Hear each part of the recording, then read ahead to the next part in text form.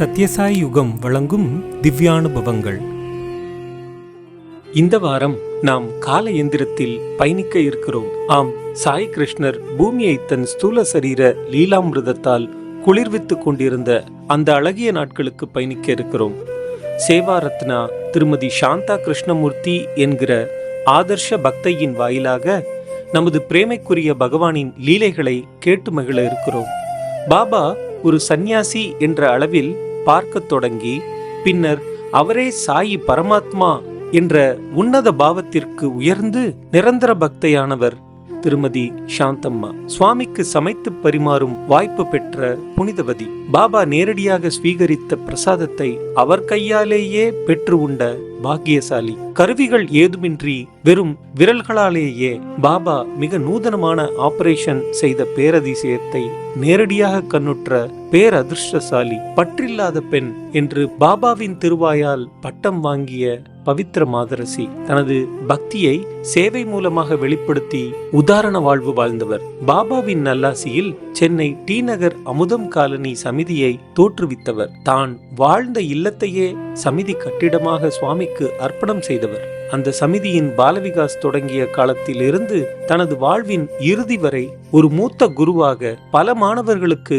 ஆன்மீக பாதை வகுத்து கொடுத்து அவர்களின் வாழ்வில் வளத்தை ஏற்படுத்தி தந்த பக்த சிரோன்மணி திருமதி சாந்தம்மாவின் தெய்வீக பேரனுபவங்களை திவ்யானுபவங்களாக கேட்டு ஆனந்திக்க இதோ. சாயீஸ்வராய வித்மஹே சத்யதேவாய தீமஹி தன்ன சர்வ பிரச்சோதயாத்.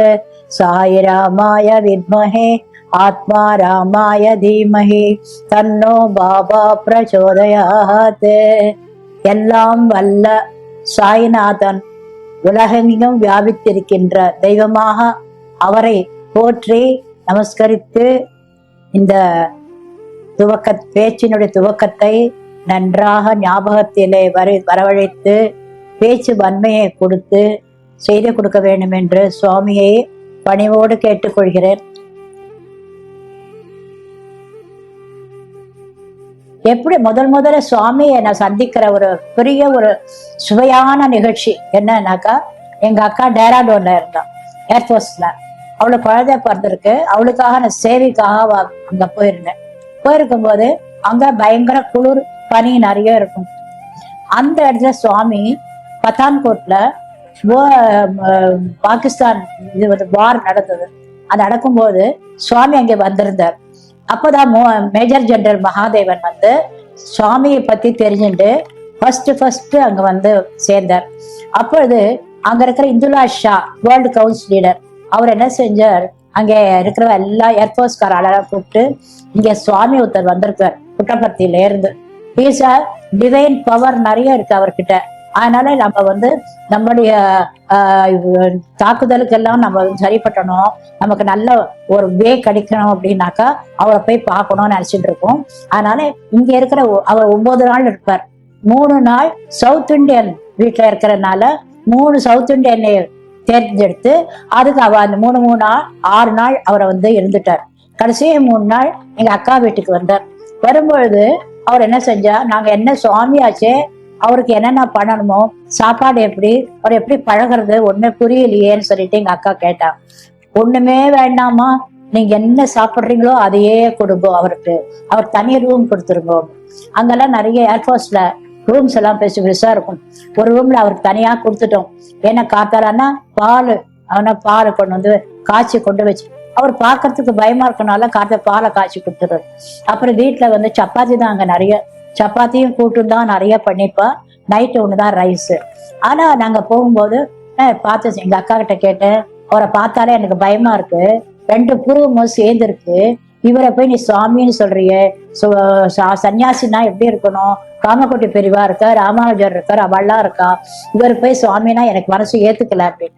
நீ ஏத்துக்காட்டா வேண்டாம், நீ பாட்டுக்கு சுவாமிங்கிற முறையில அவருக்கு நீ மதிப்பு கொடு போறோம் அப்படின்னு. போன உடனே அன்னைக்குதான் இவரை எங்க பிரதரின்லா கடைக்கு போய் சின்ன வெங்காயம் கிடைக்கிறது ரொம்ப கஷ்டம் அந்த ஊர்ல, சென்னையில இருந்து வந்திருக்குன்னு அவர் 3 கிலோ வாங்கிட்டு வந்தார். வாங்கி வந்து, சாந்தமா நீ வந்து காத்தால வெங்காய சாம்பார் பண்ணு, மத்தியானம் வந்து வெங்காய பக்கோடா பண்ணிடு, நல்லா இது பண்ணி கொடுத்துட்டு போயிடும். சரின்னு சொல்லிட்டு அன்னைக்கு வெங்காய சாம்பார்லாம் பண்ணிட்டு இருக்கும்போது வாசனை எனக்கு கண்டிப்பா வரும். அப்ப சுவாமி வெளியில போயிருந்தார். வெளியே போனதுனால இந்த சாம்பார் பண்ணினதை ஒரு டப்பால போட்டு தனியா போட்டு அவர் ரூம்ல கொண்டு போய் வச்சுட்டோம். இவர் வந்து சுவாமி இங்கேருந்து கரெக்டா 2 மணிக்கு வரார். 2 மணிக்கு வந்தவர் என்ன செஞ்சார், ஆனா சுவாமி நேரம் வந்துட்டு எங்கிட்ட வந்து கேட்கிறார், என்ன வாசனை மணக்கிறது அப்படின்னாரு. வாசனை கமகமான அந்த வெங்காய வாசனை கண்டிப்பா வரும். பக்கோடா வேற பக்கோடா பண்ணிட்டு இருக்கேன். இங்கே வந்து ஒரு 2 எடுத்து வாயில போட்டுட்டார். போட்ட உடனே எனக்கு இன்னொரு சாமி நம்பிக்கையே போயிடுச்சு.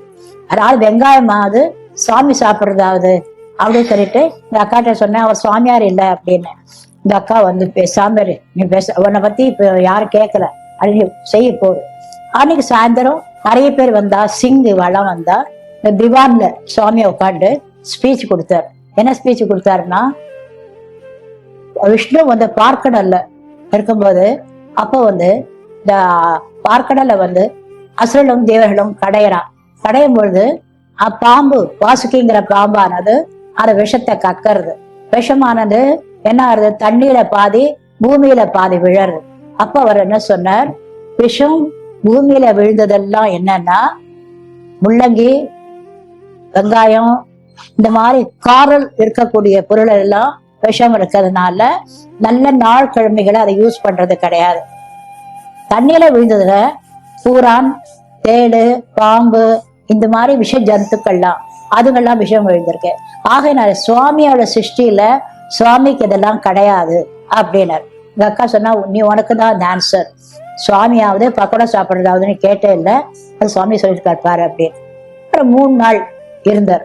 3 நாளும் சுவாமிக்கு எல்லாம் பண்ணி வச்சுட்டு அங்க அவர் மாட்டுக்கு செருப்பு கூட இல்லாம அந்த ஊர்ல வந்து ஷூ போட்டுப்பான், நிறைய சாக்ஸ் ஷூ எல்லாம். அது ரொம்ப பயங்கரமா இருக்கும். அந்த இடத்துல சுவாமி செருப்பு இல்லாம போறாரு அப்படின்னு சொல்லிட்டு எங்களுக்கு ஒரே ஆச்சரியம்.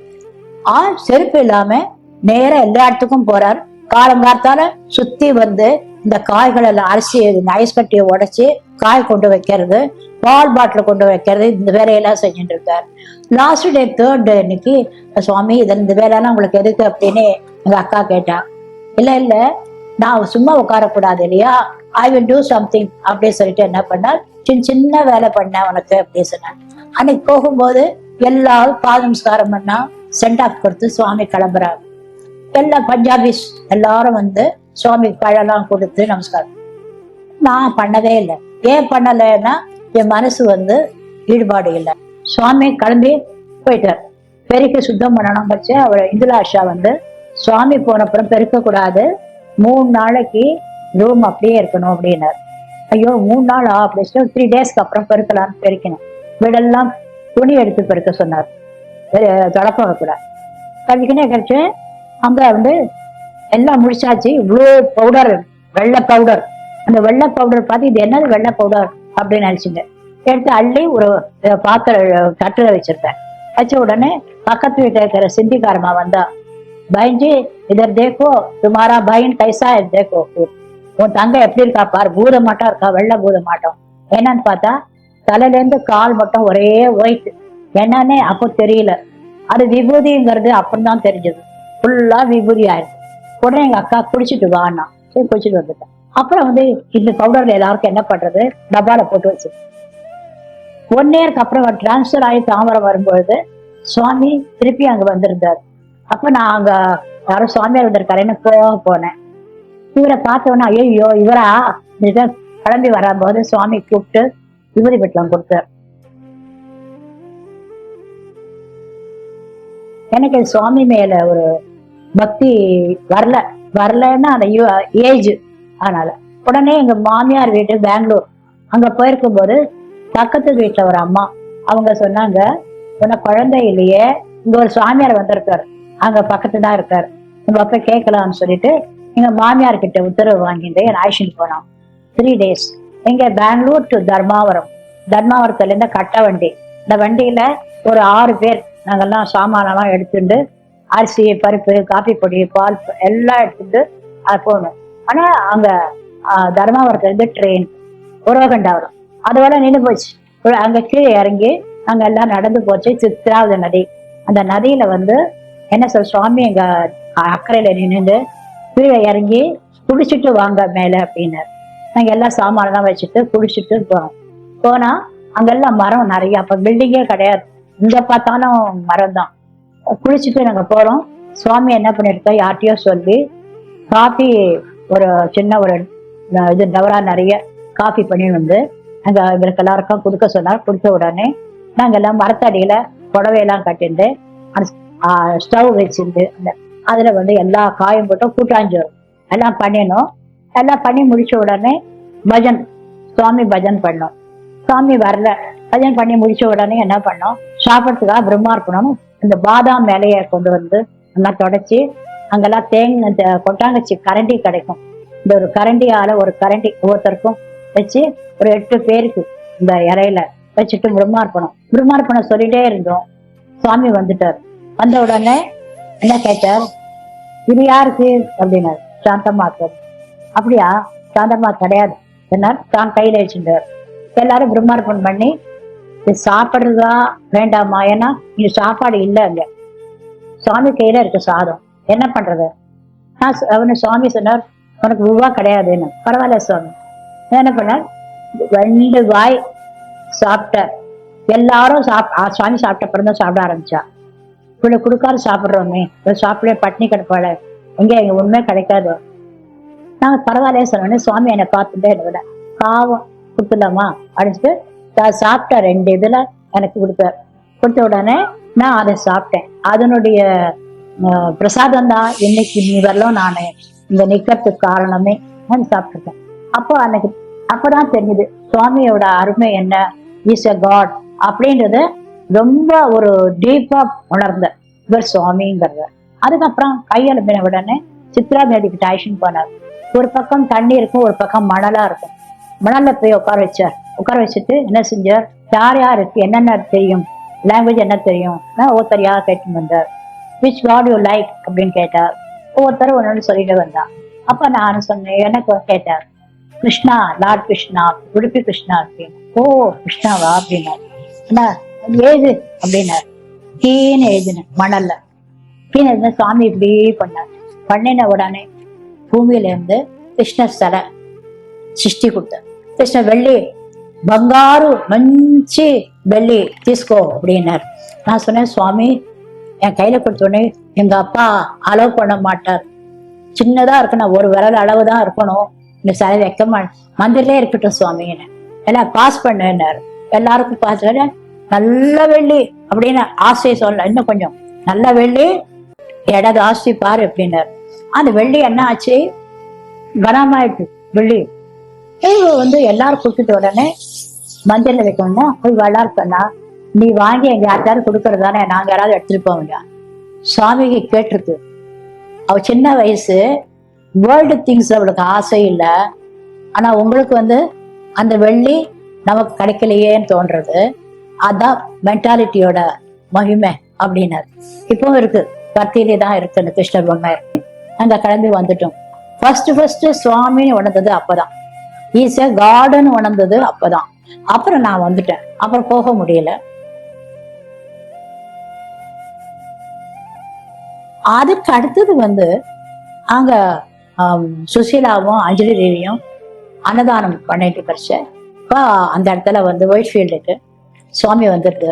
அப்போ நான் சொன்னேன், சுவாமி நான் வந்து சென்னைக்கு போறேன், சென்னையில எங்க இருக்கு சுவாமி அப்படின்னு கேட்கும்போது, இங்க ஆரியபுரத்துல தான் கட்ட போறா பெரிய மந்திர்.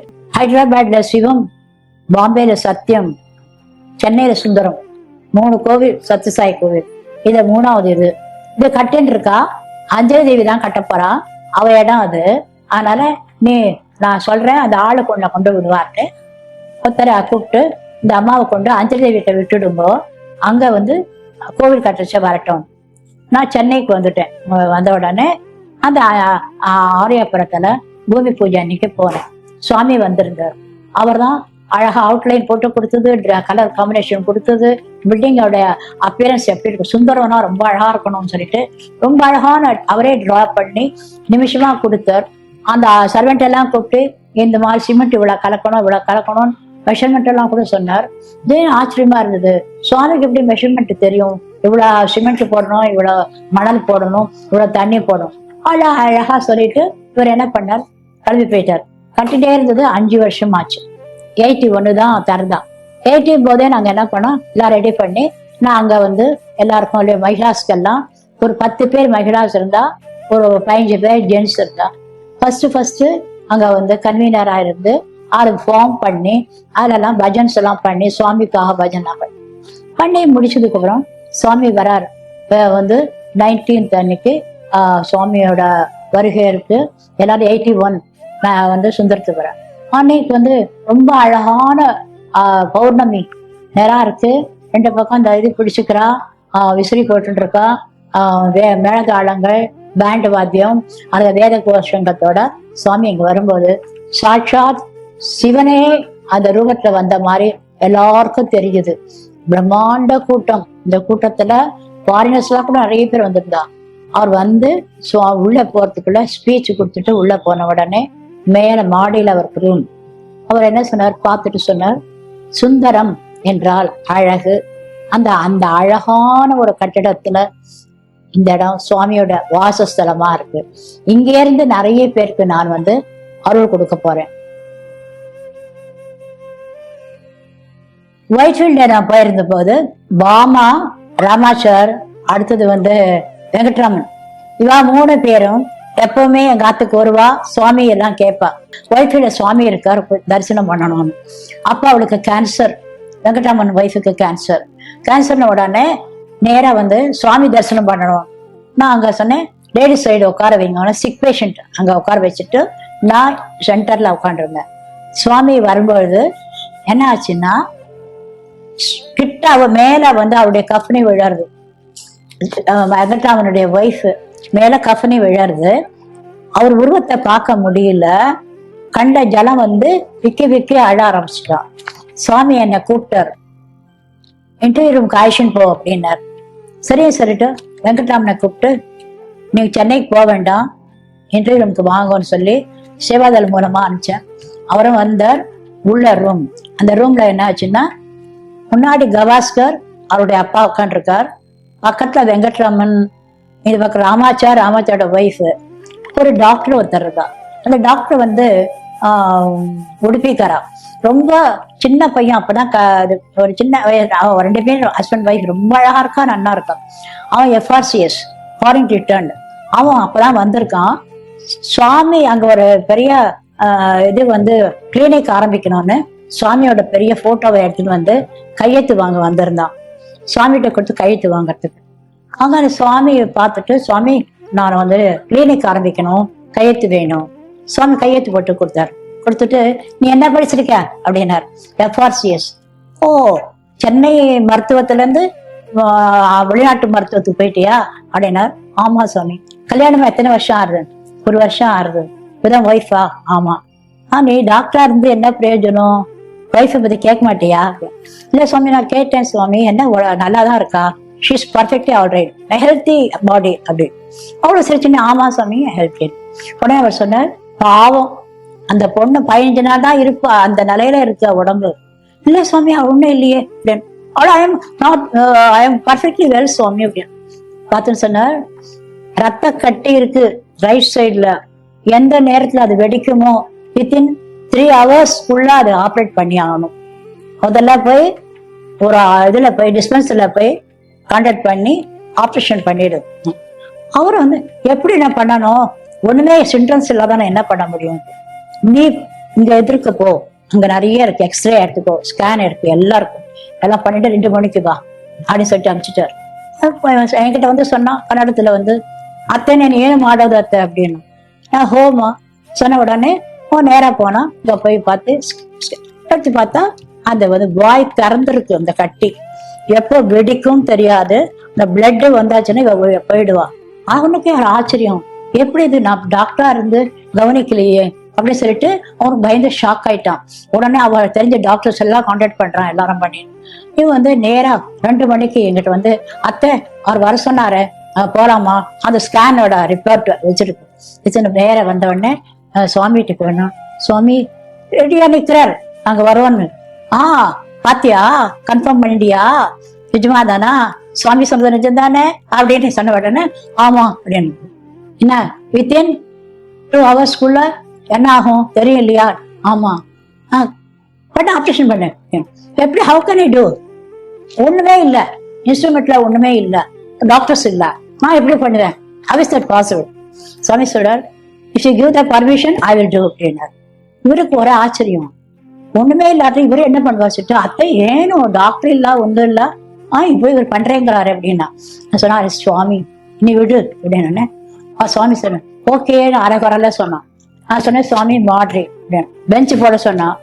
ஒரு சேவாதல கூப்பிட்டு ஒரு வாஷ் பேசின், ஒரு இவ்வளவு பஞ்சு, சோப்பு, துணி எல்லாத்தையும் கொண்டு வந்து வைக்க சொல்லிட்டு அவனை போக சொல்லிட்டு பெஞ்சு போட்ட உடனே என்னை வந்து பக்கத்தா உட்காரு, இந்த பெட்டிக்கோட் நாடாவை மட்டும் கொஞ்சம் தளர்த்திட்டு என்ன சொன்னார், இப்படியே பண்ணினார். அவளை கொடுத்த மாதிரி மயக்க மருந்து கொடுத்த மாதிரி நல்ல டீப் ஸ்லீப் படுத்துட்டா.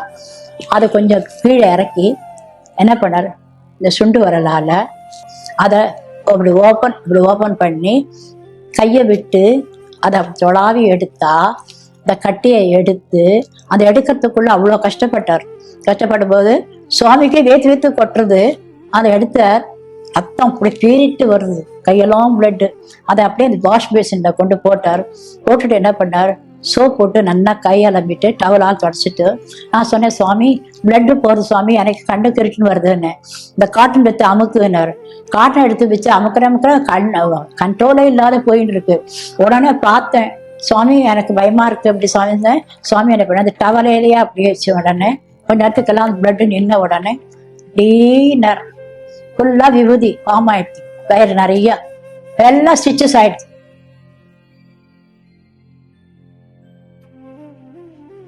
நான் எந்த எத்பாவம் தத்பவதி, நம்ம எப்படி நினைக்கிறோமோ அப்படிதான் அவர் தெரிவார். நாம ஒரு சிம்பிளா ஒரு சாதாரண ஆர்டினரி மனுஷன் நினைச்சா தாராளமா ஆதாரம் இருப்பார். தெய்வம் நினைச்சா தெய்வமா நினைக்கிறார். நம்முடைய பாவம் எப்படி இருக்கோ அப்படிதான். ஆகையினால எந்த காரணத்தை கொண்டும் சுவாமி அப்படின்ற ஒரு அந்தஸ்து வந்து அவரை தர வேற யாருக்கும் கொடுக்க முடியாது. சுவாமி தான். Service to man, service to God. நாம் தனியாக பிறந்தோமே தவிர உலகத்தில் எல்லாரோடையும் சேர்ந்து வாழறோம் அப்படின்னு அடிக்கடி சுவாமி சொல்வார். எந்த காரியம் இருந்தாலும் அந்த குரூப் ஆக்டிவிட்டீஸ் இருக்கான்னு சுவாமி கேட்பார். இருக்கு சுவாமி அப்படின்னா, குரூப் ஆக்டிவிட்டிஸ் செய்கிறவாளுக்கு தான் பொறுமை, ஞானம் எல்லாமே வரும். அவருக்கு வந்து டோட்டல் சரண்டர் ஆகணும் அப்படின்னு நமக்கு ஒரு ஆசை இருந்தால் சுலபமான முறையில் சுவாமிக்கு சரண்டர் ஆகலாம். எப்படின்னு கேட்டாக்கா, உன்னுடைய பக்தி, உன்னுடைய ஞானம், வாக்கு எல்லாமே மூணு இணைஞ்சி நீ சர்வீஸ் பண்ணினேன்னா, வேர்ட், டீட், தாட், இந்த மூணு இணைஞ்சி இருக்கணும். இந்த மூணு சேர்ந்து இருந்தால் தான் வாழ்க்கையும் நல்லபடியாக முன்னேறும். நீ செய்யக்கூடிய ஒவ்வொரு செயலையும் சரியாக இருக்கா, நீயே உனக்கு நீ ஆராய்ச்சி பண்ணிக்கோ. இந்த செயல் நல்லா இருக்குது, கரெக்டாக இருக்கிற மாதிரி தோன்றுறது அப்படின்னாக்கா சுவாமிக்கு அர்ப்பணம் பண்ணு. சர்வீஸ் இல்லாமல் ஒன்றும் நடக்காது. என்ன செய்ய முடியுமோ, உன்னால் என்ன முடியுமோ அந்த உதவிகளை நீ வீட்லேயும் செய்யலாம், வெளியிலையும் செய்யலாம்.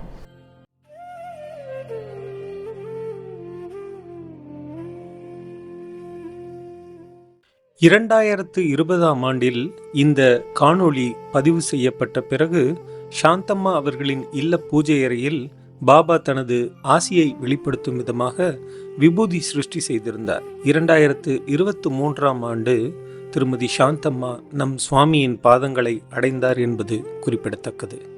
ஜெய் சாய்ராம்.